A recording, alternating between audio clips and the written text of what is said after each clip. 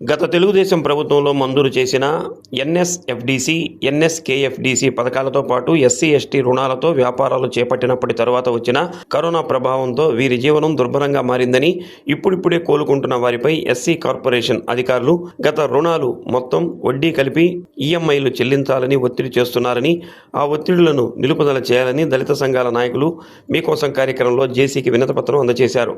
2015-18 సంవత్సరాల మధ్య చంద్రబాబు ముఖ్యమంత్రిగా ఉన్నప్పుడు ఎస్సీ, ఎస్టీలకు ప్రత్యేక పథకాల ద్వారా రుణాలు అందజేశారని సంఘాల నాయకులు తెలిపారు. 2019 తర్వాత వచ్చిన కరోనాతో వ్యాపారాలు పూర్తిగా మూతబడి అద్దెలు చెల్లించలేని పరిస్థితిలో షాపులు, వాహనాలు తిప్పలేక వ్యాపారాలు మానుకోవాల్సి వచ్చిందని అన్నారు. బ్రతుకు జీవుడా అంటూ ప్రాణాలు చేతపట్టుకుని దుర్భర జీవితాలు జీవిస్తుంటే జగన్ ప్రభుత్వం లబ్ధిదారులతో పాటు వారికి షూరిటీ పెట్టిన వారి పట్ల కఠినంగా వ్యవహరించి నోటీసులు అందజేసి భయభ్రాంతులకు గురి చేసిందని అన్నారు. అప్పటి ముఖ్యమంత్రి జగన్మోహన్ రెడ్డి దృష్టికి సమస్యను తీసుకెళ్లి రుణాలు మాఫీ చేయమని కోరినా పట్టించుకోలేదని అన్నారు. అంతకుముందు చంద్రబాబు పాలనలో ఉన్న 28 సంక్షేమ పథకాలు రద్దు చేసి దళిత గిరిజనులను ఆర్థికాభివృద్ధికి దూరంగా నెట్టివేశారని అన్నారు. కూటమి ప్రభుత్వం వచ్చిన తర్వాత ఊపిరి పీల్చుకుని జీవనం సాగిస్తుండగా ఎస్సీ కార్పొరేషన్ అధికారులు ఈఎంఐలు కట్టమని వేధింపులకు గురి చేస్తున్నారని అన్నారు. ప్రస్తుతం 4 నెలల్లో అసలు చెల్లిస్తే వడ్డీలు మాఫీ చేస్తామని చెబుతూ షూరిటీదారులకు నోటీసులు పంపిస్తున్నారని అన్నారు. షూరిటీదారుల నోటీసులు నిలిపివేసి లబ్ధిదారులపై ఒత్తిడులు ఆపాలని అన్నారు. రాష్ట్ర ప్రభుత్వం దళిత గిరిజన రుణాలు మాఫీ చేసి దళిత గిరిజన కుటుంబాలను ఆర్థికంగా ఆదుకోవాలని దళిత సంఘాల ఐక్యవేదిక వ్యవస్థాపకులు డాక్టర్ చప్పిడి వెంగళరావు, ఎంఎస్పిఎస్ రాష్ట్ర అధ్యక్షుడు కొమ్ము సుజన మాదిగ, జుండ్రాజుపల్లి ఆంజనేయులు మాదిగ, దారా అంజయ్య, మాచవరపు జూలియన్, దండెల కృష్ణ తదితరులు కోరారు.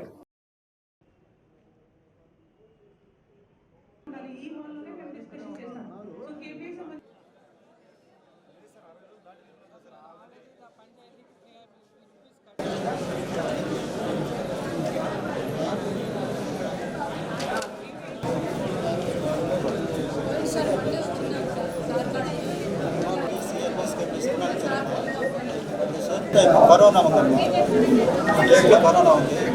ఆ పరిస్థితి షాప్ నష్టానికి పోలేదు. కరోనా బాధితులు అప్పులు తీసి ఉద్యోగం కట్టలేదు. ఈ పరిస్థితుల్లో మళ్ళీ తీసుకున్న తమ ద్వారా రాష్ట్ర ప్రభుత్వాన్ని రుణమాఫీ చేయమని ఎస్సీ, ఎస్టీ చేస్తా ఉన్నారు. రుణాలు మాఫీ చేయండి. గతంలో రాజశేఖర గారు ఉన్నప్పుడు 2008లో జీవో నెంబర్ 49 ప్రకారంగా రద్దు చేశారమ్మా.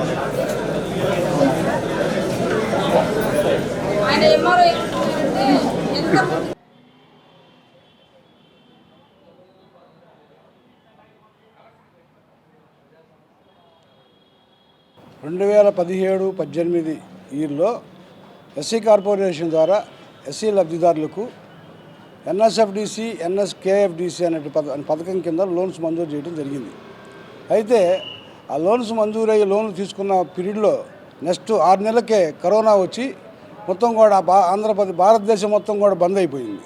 మరి ఆ లోన్లు తీసుకున్న వాళ్ళు లోన్ వ్యాపారం చేసుకోవడానికి వీలు లేక, వాళ్ళు ఏ పనికి వెళ్ళి సంపాదించుకోవడానికి అవకాశం లేక, ఇళ్లలో నుంచి బయటే రాకుండా 3 సంవత్సరాలు అనేక బాధలు పడ్డ విషయం అది ప్రపంచానికి తెలిసిన విషయం. అయితే మిత్రులారా, ఈరోజు ప్రభుత్వం ఏం చేస్తుందంటే ఆ లోన్లు మీరు రికవరీ కట్టాలని, ఆ లోన్లకి అప్పట్లో షూరిటీ పెట్టిన దారులని వాళ్ళని ఇబ్బంది పెడుతూ వాళ్ళకి లెటర్లు పంపిస్తూ మీరు ఈ లోపు కట్టకపోతే, వారం రోజుల్లోపు కట్టకపోతే మీ యొక్క శాలరీ రికవరీ చేస్తామని భయభ్రాంతులు గురి చేస్తుంటే వాళ్ళు వచ్చి ఈ లబ్ధిదారుల మీద పడితే లబ్ధిదారులు కొంతమంది చనిపోవడం కూడా జరిగింది. అంటే మరి ప్రభుత్వం మరి సామాన్యుడికి మరి కూటికి లేనటువంటి వాడికి లోన్ డెవలప్మెంట్ అవ్వమని ఇస్తే మరి అది అనివార్య కారణం వల్ల కరోనా వల్ల మొత్తం దెబ్బతింటే మరి వాళ్ళని లోన్లు రికవరీ చేయమని అడగడం అనేది ఎంతమంది కరెక్టు. గతంలో 2008-9లో రాజశేఖర రెడ్డి గారు ఉన్నప్పుడు ఇలా ఎన్ఎస్ఎఫ్డిసి లోన్స్ ఇస్తే వాటిని రద్దు చేయడం జరిగింది. ఈ రద్దు చేయమని మేము జగన్ గారిని కూడా అడిగితే జగన్ గారు దాని మీద స్పందించలా. మరి చంద్రబాబు నాయుడు గవర్నమెంట్లో ఇచ్చిన లోన్లు కాబట్టి మరి జగన్ గారు దాని మీద స్పందించలేదు. కాబట్టి చంద్రబాబు నాయుడు గారు దీని మీద ప్రత్యేకమైన విచారణ జరిపి ఆ లోన్లు కూడా మొత్తం రద్దు చేయాలని, ఈ షూరిటీ పెట్టేటువంటి వాళ్ళు ఉద్యోగస్తుల్ని వాళ్ళ ఇళ్ళకి పడి వాళ్ళకి నోటీసులు పంపించి వాళ్ళని ఇబ్బంది పెట్టద్దని ఈడీ గారికి ఆదేశాలు చేయవలసిందిగా ఈ సందర్భంగా దళిత మహాసభ కోరడం అయినది.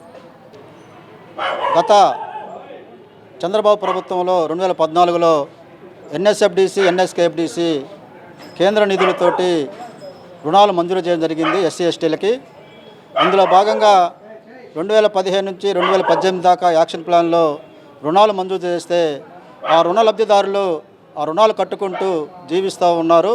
అయితే 2019లో కరోనా విలేద తాండవం చేస్తూ ఉంటే చిన్న చిన్న వ్యాపారస్తులు షాపులు మూసేసుకొని షాపు యజమానులు షాపులు ఖాళీ చేయించారు.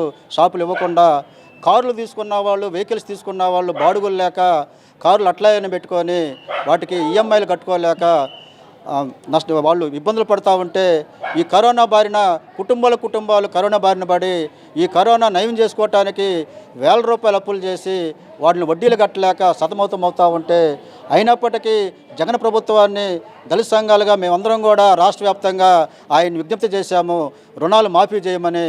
దానికి కూడా ఆయనకి సూచించాము. మీ తండ్రి గారు 2008లో 492 జీవో ప్రకారము అప్పుడు వరదలు వచ్చిన దృక్పథంగా రుణాలు మాఫీ చేశారు. కాబట్టి అది దృష్టిలో పెట్టుకొని మీరు కూడా రుణమాఫీ చేయమని చెప్పి విజ్ఞప్తి చేశాము. అయితే ఆయన హృదయం కరగలేదు. కరగపోగా ఈ యొక్క లబ్ధిదారులని పీడిస్తూ ఉన్నారు. అయితే ఇప్పుడు కూటమి ప్రభుత్వం వచ్చింది. ఏదైతే చంద్రబాబు గారు ముఖ్యమంత్రిగా ఉన్నారో ఆయన హయాంలోనే రుణాలు ఇచ్చారు కాబట్టి ఈ రోజున ఈ కూటమి ప్రభుత్వంలో ఊపిరి పీల్చుకుంటా ఉంటుంటే ఇప్పుడు మరలా అధికారుల ద్వారా వీళ్ళకి పెట్టినటువంటి ఆ రోజు షూరిటీదారులు ఈ రోజున చెల్లికి తమ్ముడు, తమ్ముడికి చెల్లి, అన్నకు తమ్ముడు, తమ్ముడికి అన్న పెట్టే పరిస్థితి లేదు. షూరిటీలు మానవతల దృక్పథంతో ఉద్యోగస్తులు షూరిటీలు పెడితే ఆ షూరిటీదారులు నోటీసులు పంపించి అధికారులు వాళ్ళు వేధింపులు గురి చేస్తూ ఉన్నారు. బెనిఫిషరు కనపడకపోతే షూరిటీదారుడికి పంపాలి తప్పితే నోటీసు. బెనిఫిషర్ లైవ్లో ఉన్నప్పుడు షూరిటీదారులకి నోటీసులు పంపకూడదు. అయినప్పటికీ కూడా వీళ్ళు షూరిటీదారుని బ్లాక్మెయిల్ చేయాలని భయపెట్టాలని చెప్పేసి ఈ అధికారులందరూ కూడా రాష్ట్ర వ్యాప్తంగా షూరిటీదారులకి నోటీసులు పంపిస్తూ ఉన్నారు. తక్షణమే నోటీసులు షూరిటీదారులకు ఆపాలని, అదేవిధంగా ఎస్సీ ఎస్టీ లబ్ధిదారుల యొక్క ఈ రుణమాఫీలు ఎన్ఎస్ఎఫ్డిసి ఎన్ఎస్కి రుణమాఫీలు చేయాలని చెప్పేసి మేము దళిత సంఘాల ఐక్యత నుంచి రాష్ట్ర ప్రభుత్వాన్ని మన జిల్లా కలెక్టర్ ద్వారా మేము విజ్ఞప్తి చేస్తూ ఉన్నాము. ఖచ్చితంగా మా యొక్క విజ్ఞప్తుల్ని తీసుకొని ఖచ్చితంగా రుణమాఫీలు చేయాలి. ప్రతి సంవత్సరం రైతులు రుణమాఫీలు చేస్తూ ఉన్నారు. ప్రతి సంవత్సరం రుణమాఫీలు చేస్తూ ఉన్నారు. మేము ఎప్పుడు కూడా మాకు రుణమాఫీలు చేయమని ప్రతి సంవత్సరం అడగట్లేదు. ఏదో ఆ రోజు వరద ప్రభావం వల్ల రుణమాఫీలు చేశారు. ఈ రోజున కరోనా ప్రభావం వల్ల రుణమాఫీలు చేయమంటున్నాము. కట్టలేని పరిస్థితి, చాలామంది ఆత్మహత్యలు చేసుకున్నారు. కాబట్టి మానవతా దృక్పథంతో చంద్రబాబు గారిని మేము విజ్ఞప్తి చేస్తూ ఉన్నాము. మీరు దయాద్ర హృదయంతో దళితుల జీవితాలు వెలుగులు నింపాలంటే, మమ్మల్ని ఆర్థికంగా ఆదుకోవాలంటే ఖచ్చితంగా రుణమాఫీ చేసి మా జీవితాలు వెలుగులు నింపాలని మా యొక్క ప్రేమను మీరు చూరగొనాలని చెప్పేసి మేము దళిత సంఘాల ఐక్యత నుంచి విజ్ఞప్తి చేస్తూ ఉన్నాం. జై భీమ్, జై అంబేద్కర్.